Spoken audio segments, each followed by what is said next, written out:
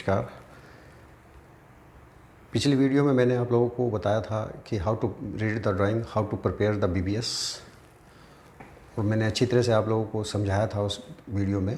आज मैं आपको बताऊंगा कि स्ट्रक्चर्स को फ्लोर टू फ्लोर कैसे ऊपर लेके चलते हैं और स्ट्रक्चर्स के अंदर में कौन कौन सी एक्टिविटी होती है। वैसे तो बिल्डिंग जब फिनिश हो जाती है तो उसमें दो ही एक्टिविटी होती है। नंबर वन, एक जो बिल्डिंग्स अगर कंप्लीट उसको बनाते हैं तो बिल्डिंग में दो एक्टिविटी होती है। नंबर एक स्ट्रक्चर,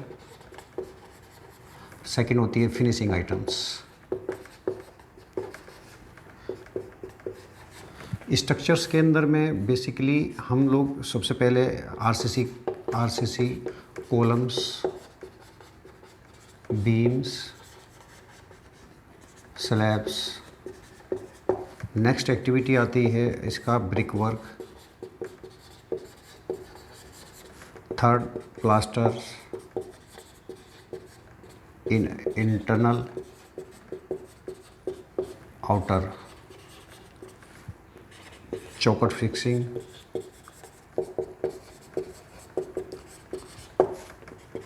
और एल्युमिनियम विंडो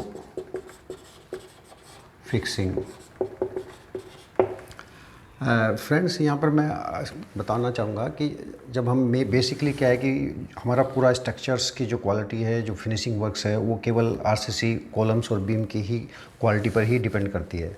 हम लोग क्या होता है कि जब आरसीसी का कॉलम और बीम नीचे से डालते हैं तो अभी अगर मैं स्ट्रक्चर्स की बात करता हूँ तो स्ट्रक्चर्स में अगर मैं ये मेरे कॉलम्स हैं, ये कॉलम्स हैं, ये कॉलम्स यहाँ से चले और ये एक स्लैब्स डली, नेक्स्ट 3 मीटर पे एक स्लैब डली, नेक्स्ट 3 मीटर पे एक स्लैब डली। तो ये एक इस लेवल पे आकर के जब हम ये इस स्लैब के लेवल पे जो ये कॉलम्स का जो रेनफोर्समेंट का जो डॉवल्स हम इसमें ऊपर से निकालते हैं, इधर से जो डॉवल्स निकलने होते हैं, ये क्या होता है कि ग्राउंड से फर्स्ट सेकंड तक किसी भी लेवल पे आकर के ये डॉवल्स में कहीं भी कंक्रीट डालते समय या वाइब्रेशन के टाइम पे हल्का सा इनका अलाइनमेंट्स चेंज हो जाता है। तो ये बहुत इंपॉर्टेंट एक्टिविटी होती है। जब इनका अलाइनमेंट्स चेंज हो जाने से क्या होता है कि ये सेकंड लेवल, थर्ड लेवल पे, फोर्थ लेवल पे जब जाते हैं तो इनको वापस, जो मैंने आपको एक पहले एक ड्राइंग में बताया था कि कॉलम के लेआउट से वापस इनकी डायमेंशन कॉलम टू कॉलम की जो ग्रिड्स वाइज है इनकी डायमेंशन चेक कर करके वापस इनका लेआउट किया जाता है। उस लेआउट में इसका स्टार्टर बनने के बाद में इस कॉलम को जो इसका अलाइनमेंट फ्रॉम द विंगिंग्स होल से नीचे से चेक करते हुए इनका कॉलम्स का रेनफोर्समेंट चेक करते हैं। चेक कर करके इनको अगर 5 mm 10 mm भी ये कॉलम अपने अलाइनमेंट से अगर थोड़ा सा राइट या लेफ़्ट कहीं से झुका हुआ होता है तो इसको वापस स्टार्टर बढ़ते समय इसका अलाइनमेंट चेक करते हैं। चेक करने के लिए इसको फिर वापस नीचे से होल से भी चेक करते हैं और जो ड्राइंग से ग्रिड वाइज भी चेक करते हैं। तो फ्रेंड्स, यहाँ मैं इस एक्टिविटी को इम्पोर्टेंट ये इसलिए बताना चाह रहा हूँ कि अक्सर होता क्या है कि जब हम ग्राउंड से फर्स्ट सेकंड थर्ड स्लैब डल जाता है तो बहुत सी कंपनियों में, तो जो अच्छी कंपनी होती हैं, जो अच्छी बड़े बिल्डर्स होते हैं, तो वो क्या होता है कि साथ साथ सेकंड थर्ड फ्लोर पे जाते ही एक साइड से एक सर्विस लिफ्ट प्रोवाइड करा देते हैं। वो सर्विस लिफ्ट प्रोवाइड करा देते हैं तो जिससे कि वर्कर्स इस सर्विस लिफ्ट से हर फ्लोर पे जाता रहता है। हर फ्लोर पे जा कर के उसको चेकिंग की स्पीड बढ़ जाती है और बाहर से ही जो स्टेयर्स को यूज़ ना कर करके वो सर्विस लिफ्ट से ही उस पर जाता था, क्वालिटी चेक होती रहती है। तो मैं कहूँगा कि G+4 G+5 तक तो वॉकेबल होती है, पर G+5 के बाद में धीरे धीरे क्या होता है कि हमारी जो स्ट्रेंथ, जो हमारी फ्रीक्वेंसी है, जो हमारी चेकिंग की फ्रीक्वेंसी है, वो घटने लगती है। उसमें क्या होता है कि जो ओनर्स होते हैं, जो डायरेक्टर्स होते हैं, वो डे बाई डे उसमें ground first second third fourth के बाद में धीरे धीरे ऊपर जाना बंद हो जाता है। उसके बाद जो नेक्स्ट इंचार्ज होता है वो भी धीरे धीरे जाना बंद हो जाता है। तो जैसे जैसे G+10 से ऊपर जितनी फ्लोर्स होती हैं तो प्रोजेक्ट इंचार्ज, प्रोजेक्ट मैनेजर्स जितने भी होते हैं वो धीरे धीरे ऊपर विजिट कम हो जाती है। तो विजिट कम हो जाती है तो वो केवल फोरमैन बेस भी रह जाता है। फोरमैन और सुपरवाइजर बेस ही उसको कॉलम्स को लेआउट चेकिंग्स हो जाता है। कुछ कंपनियाँ PMC रख लेती हैं, आजकल PMC रखती हैं। वो PMC जा करके उसको चेक करती हैं। चेक करने के बाद में फर्दर उसको अलाइनमेंट चेक करके तभी उसकी ग्रिड से और अलाइनमेंट चेक होता है। परंतु यहाँ पर होता क्या है कि जब धीरे धीरे जब स्ट्रक्चर ऊपर निकलने लगता है तो मैक्सिमम जो ऑफिसर्स हैं, जो प्रोजेक्ट मैनेजमेंट्स हैं, उनकी इंटरनल इन हाउस मीटिंग्स होने चालू हो जाती है, साइट पे विजिट कम होने लगती है और ऑफिसों में बैठ कर के प्लानिंग बनने लगती है। उस प्लानिंग के अकॉर्डिंगली ही उसके अंदर में सब कुछ विजिट्स होने लगता है, तो मैक्सिमम साइट पे विजिट कम होने लगती है। तो वहाँ पर जब कॉलम्स का लेआउट चेक होता है, कॉलम का लेआउट चेक करते समय फोरमैन से अगर कोई गलती हो जाती है, या फोरमैन कभी कभी अंडर प्रेशर भी होते हैं, या इंजीनियर अंडर प्रेशर होते हैं, वो उसको प्रॉपर अगर चेक नहीं करता और अलाइनमेंट अगर नीचे से प्रॉपर लेकर के नहीं चलता, या ग्रिड वाइज नहीं चलता उसको, या कहीं कोई मिस्टेक हो जाए, या किसी दिन वो टीम जो टीम उसको कंटिन्यू देख रही थी, वो टीम उस दिन छुट्टी पे चली जाती है, या किसी वजह से वो नहीं आ पाता, तो और नीचे से हमारा प्रेशर होता है विद इन वन कि इसको स्टार्ट करिए, विद इन प्रेशर बनता है कि इसको 1 महीने के अंदर में कॉलम डालना, स्लैब डालना। तो फ्रेंड्स यहाँ पर ये कि मिस्टेक अक्सर हो जाती है कि 5 mm से 10 mm या तो ये रेनफोर्समेंट टुवर्ड्स राइट झुक जाता है या टुवर्ड्स लेफ्ट झुक जाता है, और अगर उसको उसी समय ही किल ना किया जाए और उसको वापस अलाइनमेंट में ना किया जाए, तो ये स्ट्रक्चर्स क्या होता है, धीरे धीरे 10 से 20 mm 50 mm ये अपना अलाइनमेंट खोने लगता है। तो जब ये स्ट्रक्चर्स अपना अलाइनमेंट खो जाता है, थोड़ा डिस्टर्ब होने लगता है, तो ये जो इसके साथ में जो परपेंडिकुलर ये बीम होती है, ये जो बीम होती है, ये भी जिस शेप में कॉलम चलता है उसी शेप में कॉलम ये झुक जाती है। तो अक्सर क्या होता है कि जितनी भी आपने बिल्डिंग्स देखी हैं G+20, G+10, G+9, सामने से तो बिल्डिंग बहुत अच्छी अलाइनमेंट में सही दिखती है, सब कुछ सही दिखता है, अलाइनमेंट प्रॉपर दिखता है, सब कुछ दिखता है, बट नेचुरली क्या होता है कि वो जब नज़दीक में उसको देखते हैं तो बिल्डिंग्स का जो स्ट्रक्चर्स है उसमें ये ऑफसेट्स आ जाते हैं। तो ये ऑफसेट्स अगर 25 से 50 mm तक का भी ऑफसेट हो जाए तब तो चलता है, कोई दिक्कत नहीं, 50 mm तक का भी ऑफसेट आ जाए, बट कहीं कहीं ये 100 mm से 100 mm 150 mm तक का भी ऑफसेट आ जाता है। उस 100 से 150 mm का ऑफसेट आने में सबसे बड़ी प्रॉब्लम्स क्या होती है कि उसका जो आउटर का एलिमेंट है, तो या तो उस फेस को वो वर्टिकल साउल में फिनिश करेगा, तो इन सब का बेसिकली ट्रीटमेंट बाद में क्या होता है कि जितनी भी कंपनियाँ होती हैं या कॉन्ट्रैक्टर्स होते हैं, वो सब इसका मेन उनका जो ट्रीटमेंट है वो प्लास्टर ही होता है।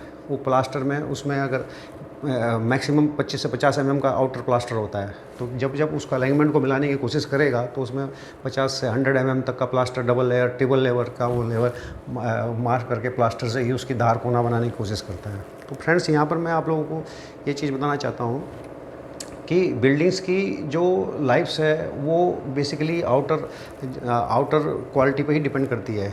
आउटर क्वालिटी का अगर प्लास्टर अच्छा है तो जगह जगह आप देखते होंगे कि बड़ी बड़ी बिल्डिंग्स के अंदर में कुछ इस तरह के पैचेस निकल जाते हैं बाहर को, वो पैचेस रिपेयरेबल भी नहीं होते और वो क्वालिटी धीरे धीरे ख़राब होने लगती है, क्योंकि उसमें सीपेज बढ़ जाता है। उसकी जो अगर इंटरनल सीपेज बढ़ गई या आउटर से कहीं से सीपेज बढ़ गई तो पैचेस छूटने लगते हैं, तो ये बिल्डिंग्स की लाइफ ख़त्म करता है। तो यहाँ पर क्या है, बेसिकली गलती किसकी है इसमें, मैं जो नए इंजीनियर्स होते हैं उस इंजीनियर्स को इस चीज़ों का आइडिया नहीं होता, और जो स्किल्स फोरमैन होते हैं उनकी अपनी मोनोपोली होने लगती है। तो इंजीनियर्स को मैं ये चीज़ रहता है कि जब हम ये कॉलम्स का लेआउट और बीम स्ट्रक्चर डल जाता है, यदि उसको ये पता हो कि बाद में मेरे को फिनिशिंग में अंदर में लेआउट करने के लिए प्रॉब्लम्स होगी, तो वो इस चीज़ का ध्यान देता है, परंतु इस चीज़ का जल्दी ध्यान नहीं देते। जब स्ट्रक्चर डलने के बाद में किसी भी तरह से जब हम नेक्स्ट एक्टिविटी ब्रिक वर्क होती है, तो हम ये प्लान ड्राइंग है इसको हम चेक करते हैं। इसको करने के बाद में अब जैसे ये मेरा कॉलम्स है, ये कॉलम मेरा प्लान है, ये मेरी ब्रिक वर्क है जो हैचेज है, ये हैचेज ब्रिक वर्क होती है। अब इसकी डायमेंशन सपोज में 3765 इंटरनल होती है, तो अगर मेरा ये कॉलम्स थोड़ा सा अलाइनमेंट चेंज है, बट मैं तो इंटरनल ये मेरी जो डायमेंशंस है वो मैं इंटरनल पूरा करूँगा, तो मैं इंटरनल फेस फिनिश करूँगा, और ये ब्रिक 9 इंच की ब्रिक्स होंगी या 4 इंच की ब्रिक्स होंगी, उसको मैं इंटरनल डायमेंशन जब पूरी करूँगा तो मेरी कुछ डायमेंशंस बाहर निकल जाएंगी हैं।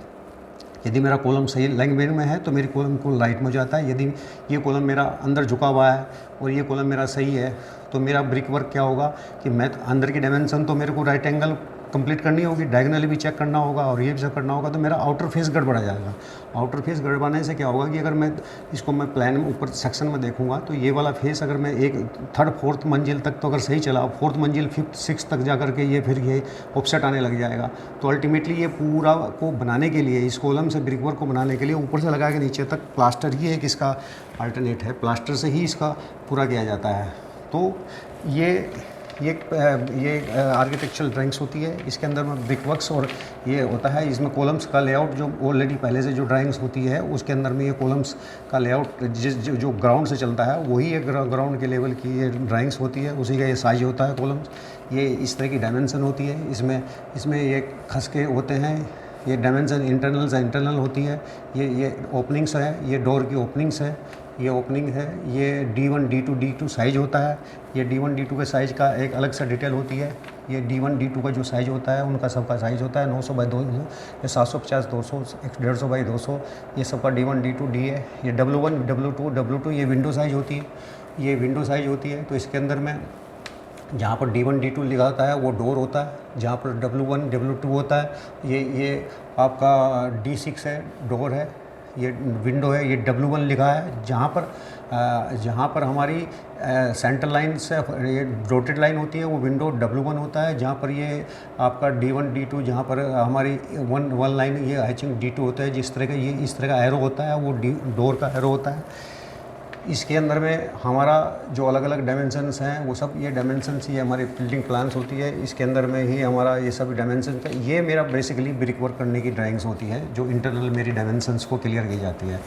तो फ्रेंड्स यहाँ पर मैं ये कहूँगा कि जो मेरी लेआउट्स की ड्राइंग है उस लेआउट की ड्राइंग के अकॉर्डिंगली ही ये ड्राइंग्स को मेन ड्राइंग होती है उस हिसाब से कॉलम का लेआउट चेक कराया जाता है और उसके बाद में फिर ये ड्राइंग को मेंशन किया जाता है और ये फिर प्रॉपर्ली एक फ्लोर से दूसरी फ्लोर से तीसरी फ्लोर ये ड्राइंग्स होता है। अलग अलग फ्लोर की कई बार टिपिकल ड्राइंग भी होती है। एक टिपिकल वर्ड क्या होता है जहाँ सेकंड फ्लोर से 8th फ्लोर 9th फ्लोर जहाँ मेरी डायमेंशंस चेंज नहीं होती, साइज़ रूम का चेंज नहीं होता, वो टिपिकल फ्लोर बोलते हैं उसको। सेकंड से 8th भी जाती है, 10th भी चली जाएगी। बट कहीं कहीं अगर ऊपर जा करके अगर मेरी कोई पेंट हाउस या कोई डायमेंशंस चेंज होती है तो उस केस में क्या होगा कि वो नई ड्राइंग फॉलो होती है। उसके अंदर में कुछ कॉलम कटर लग जाएंगे, कुछ कॉलम एरिया कट लग जाएगा, कुछ कॉलम्स 10th फ्लोर पर हट जाएंगे, कुछ का साइज़ चेंज हो जाएगा, कुछ हो जाएगा। तो वो एक अलग अलग ड्राइंग्स होती है अलग अलग फ्लोर की। टिपिकल ड्राइंग जो होती है वो टिपिकल ड्राइंग एक से ही फ्लैटों के लिए होती है। तो यहाँ पर मैं अपने इंजीनियर्स को ये समझाना चाहूँगा कि ड्राइंग्स का स्टडी बेसिकली ड्राइंग्स की अलग अलग होती है। ड्राइंग्स बहुत तरह की होती हैं, अलग अलग स्टडी होती है। यहाँ पर मेन डायमेंशंस यही होती है कि जो हम कॉलम का लेआउट कॉलम का लेआउट करते हैं, बीम का लेआउट करते हैं और उसके साथ साथ फिर जब हम इसका लिंटल्स का लेवल चेक करते हैं, इसकी ओपनिंग चेक करते हैं। ये ओपनिंग से अलग अलग साइज़ों की ओपनिंग लिखी रहती है।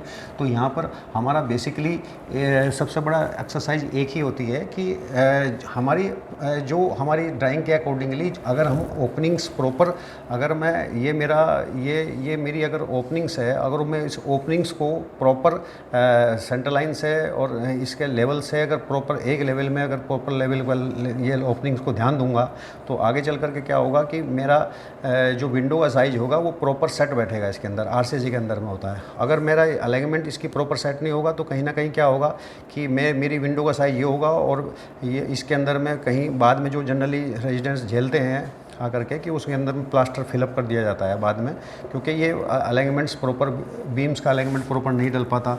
प्रॉपर कॉलम का साइज़ कहीं अगर मैं विंडो का साइज़ प्रॉपर लूँ तो उसका साइड में गैप आ जाता है। साइड में गैप आने से क्या होता है कि हमारी क्वालिटी ख़राब हो जाने लगती है।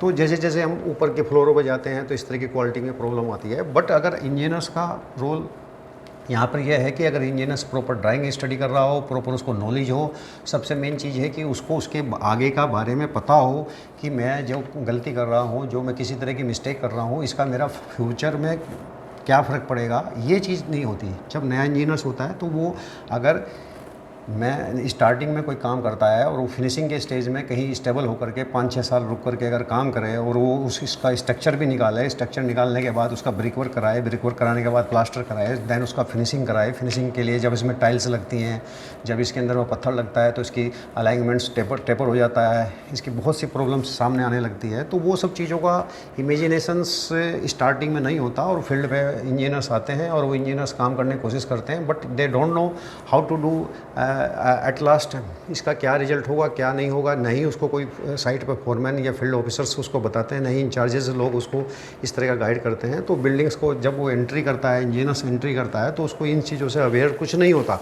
ये ड्राइंग्स क्या होती है, ये कैसे होता है, ये जो उसका फोरमैन्स, उसका सीनियर्स जो उसको थोड़ा बहुत समझाएगा, उसके समझने से वो थोड़ा समझ लेता है, अदरवाइज़ वो नहीं होता। तो बेसिकली फ्रेंड्स यहाँ पर मैं ये आप लोगों को अपने माध्यम से ये बताना चाह रहा हूँ कि अगर हमारा इनिशियली थोड़ा थोड़ा नॉलेज, अगर ड्राइंग्स की नॉलेज है, फील्ड पे थोड़ा काम करने की नॉलेज है, तो हम बहुत बेहतर अच्छी तरह से बिल्डिंग की जो क्वालिटी है, बिल्डिंग की जो स्ट्रेंथ है, बिल्डिंग की जो सीपेज की जो प्रॉब्लम्स है, जो रेजिडेंट्स की प्रॉब्लम्स हैं, इसमें बिल्डर्स का कोई रोल नहीं होता, इसका नहीं होता। इसमें जो वर्किंग की जो टीम्स होती हैं, जो फोरमेन्स होते हैं, जो इंजीनियर्स होते हैं, उन्हीं का बेसिकली क्वालिटी का रोल होता है।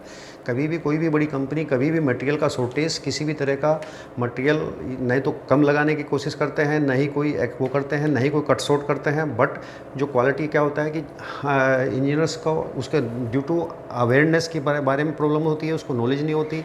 उसको जब नॉलेज नहीं होती तो वो सब चीज़ें कर जाता है जो उसको फ्यूचर का उसके बारे में नहीं पता होता है। बेसिकली जब जैसे जैसे हम फ्लोर पे ऊपर जाते रहते हैं, तो मेरी बेसिक क्वालिटी ख़राब होने का रीज़न यही होता है कि हम प्रॉपर ड्राइंग से उसको चेकिंग नहीं कर पाते, ड्राइंग से एग्जीक्यूशन नहीं हो पाता, और वहाँ पर फ्रीक्वेंसी ऑफ चेकिंग ख़त्म हो जाती है, कम होने लगती है, क्यूरिंग कम हो जाती है। अगर क्यूरिंग्स बेसिकली मैं आज होता क्या है कि अगर मैं 12th फ्लोर से ऊपर में अगर पैदल जाना पड़ता है, अगर मेरी स्टेयर्स प्रॉपर नहीं बनी, तो उसमें क्या होगा कि आज मैंने जो स्ट्रक्चर्स के अंदर में कोई काम किया, नेक्स्ट डे उस स्ट्रक्चर्स पे आकर के नहीं तो कोई चेकिंग हो पाती, और किसी तरह से वहाँ उसका जो स्ट्रक्चर आज हमने बनाया है उसकी प्रॉपर क्यूरिंग होना, उसको चेकिंग करना, उसको प्रॉपर डायमेंशन चेक करना, ये धीरे धीरे ये फ्रिक्वेंसी कम होने लगती है। तो इसी वजह से क्वालिटी ख़राब होने लगती है, ऊपर जाकर के स्ट्रक्चर्स की, बिल्डिंग्स की प्रॉब्लम होती है। जो इसमें स्टार्टिंग में तो बहुत अच्छा लगता है, स्टार्टिंग में बिल्डिंग के शुरू के 5-10 साल बिल्डिंग सामने से बहुत अच्छी लगती है, देखने में भी अच्छी लगेगी,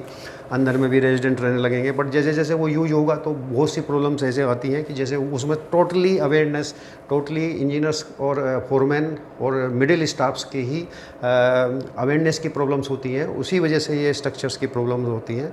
तो मैं आप लोगों को सिर्फ ये होता है कि अब स्ट्रक्चर्स में आपको पता है कि बेसिकली कॉलम्स का लेआउट चेक किया जाता है, कॉलम का प्रॉपर्ली सेंटर डायमेंशन होती है, और अगर ज़रूरत पड़े तो हमारा जो बेसिकली जो हमारा टोटल स्टेशंस होते हैं, टोटल स्टेशन से कई बार ऐसा होता है कि कॉलम्स का अगर लेआउट ज़्यादा ऊपर फ्लोर जाता है तो एक बार सेकंड थर्ड फ्लोर पे वापस टोटल स्टेशन से कोई भी रेफरेंस से ये सारे कॉलम्स को चेक होने चाहिए।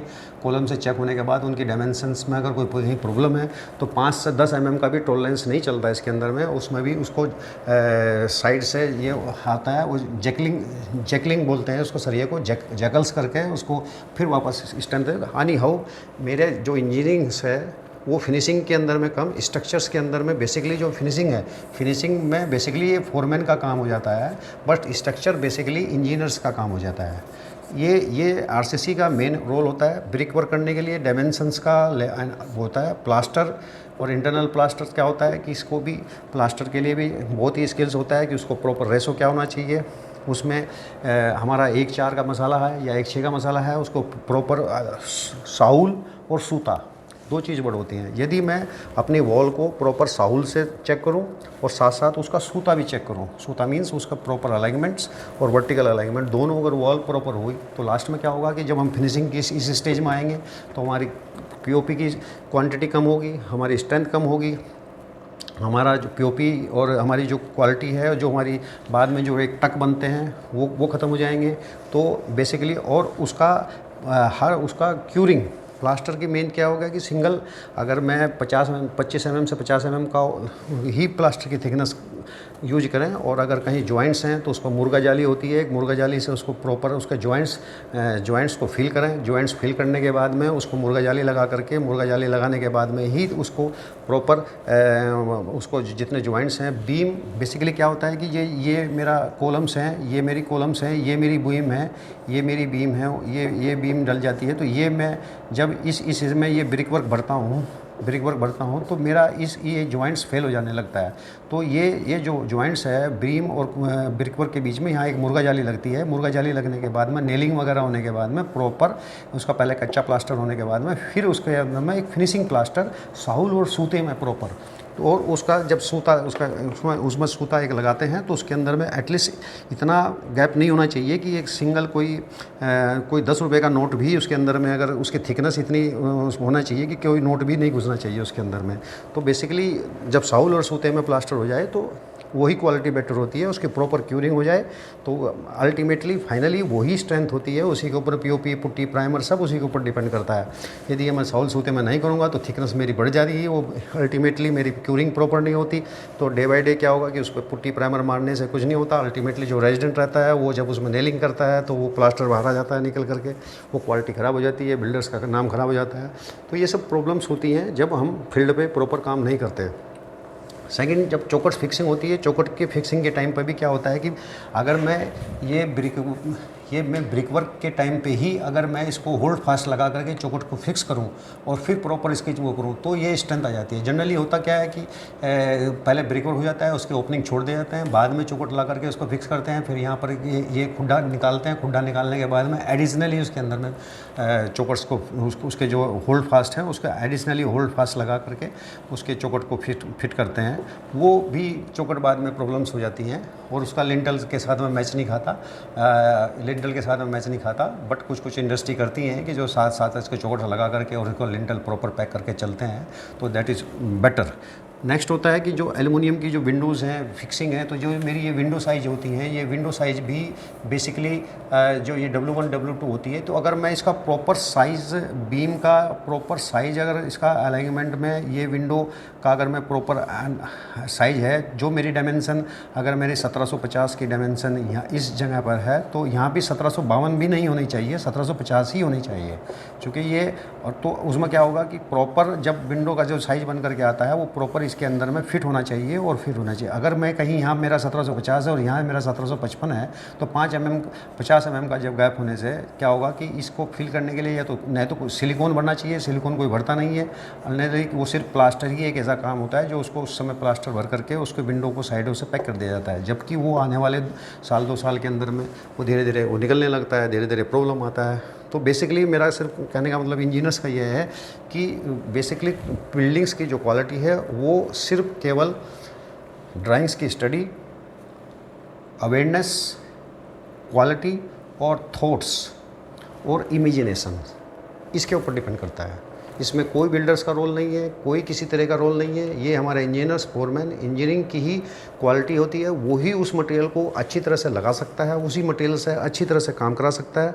ये अगर हमारे अच्छी टीम है तो हमारा ये एक्टिविटीज़ हमारी बहुत इंपॉर्टेंट एक्टिविटीज़ होती हैं। यदि ये एक्टिविटीज़ हमारी बहुत अच्छी एक्टिविटीज़ अच्छी तरह से हो जाए तो मेरी फिनिशिंग की एक्टिविटीज़ इससे कई गुना बेहतर रिजल्ट लेकर के आ सकती हैं। तो फ्रेंड्स, आज मैं आपको केवल स्ट्रक्चर्स के बारे में बताया है। नेक्स्ट वाली वीडियो में मैं आपको फिनिशिंग एक्टिविटीज़ बताऊंगा कि कैसे फिनिशिंग की एक्टिविटीज़ होती हैं। अगर स्ट्रक्चर्स सही हो जाता है तो नेक्स्ट फिनिशिंग की एक्टिविटीज़ में कौन कौन सी एक्टिविटी होंगी, कैसे स्ट्रक्चर्स को फिनिश किया जाता है और कैसे उसमें साहुल सूते से टाइल्स हैं और प्लम्बिंग्स के आइटम्स हैं, फ्लोरिंग हैं, पीओपीज़ हैं और अदर आइटम मैं बताऊँगा। आई होप शायद मेरे इस वीडियो से आप लोगों को कुछ फ़ायदा मिलेगा। और कोई भी क्वेरीज हो किसी भी तरह की अगर है तो आप मेरे व्हाट्सअप नंबर पे 9958895643 रिपीट करता हूँ 9958895643 पे कॉल करके एक बार पूछ सकते हैं। कोई और भी क्वेरीज है या आप सजेशन देना चाहेंगे किसी और टॉपिक पे, अगर मैं तो सीक्वेंस चलता रहूँगा धीरे धीरे, हर हफ्ते 10 दिन 15 दिन के बाद में जो मेरे सीक्वेंस ऑफ एक्टिविटीज़ है मैं चलता रहूँगा। बट अगर आपको किसी और एक्टिविटीज़ पे कोई क्वेरीज चाहिए, कोई किसी तरह का कोई सजेशन या किसी तरह का और है तो आप प्लीज़ मेरे को व्हाट्सएप या मैसेज दे करके आप बताइए, मैं नेक्स्ट वाली उसमें बताऊँगा। आप लोग कुछ पूछेंगे, कुछ बताऊंगा तो मैं और बेहतर की तरह से उसको एक्सप्लेन करने की कोशिश करूँगा। थैंक यू, नमस्कार।